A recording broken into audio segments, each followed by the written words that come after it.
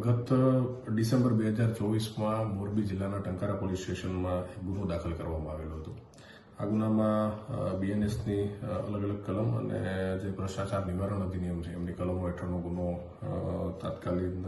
ટંકારાના PI વાયકે Gohil અને તેના અન્ય એક પોલીસકર્મી મહિપતસિંહ હરીસિંહ સોલંકી બંને વિરુદ્ધ કરવામાં આવેલો હતો.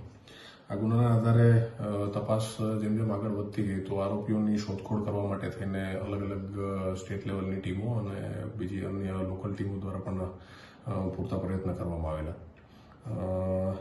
આ પ્રયત્નોના અંતે જ્યારે આરોપીઓ જે છે એ મળી આવ્યા ન હોય તો તેમને પકડી પાડવા માટે થઈ અને નામદાર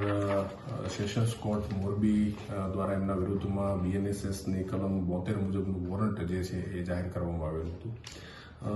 આ વોરંટની બજવણી માટે થઈને પણ અલગ અલગ એજન્સીઓ, લોકલ પોલીસ સ્ટેશન અને સ્ટેટ લેવલની અલગ અલગ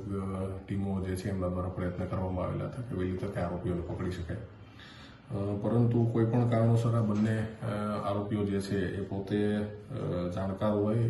અને પોલીસની પદ્ધતિથી જાણકારી ધરાવતા હોવાને લીધે આજ દિન સુધી જે છે તેમને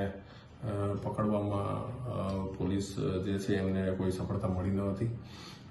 જેના અનુસંધાને ગત તારીખ 21/4/2025ના રોજ નામદાર સેશન્સ કોર્ટ મોરબી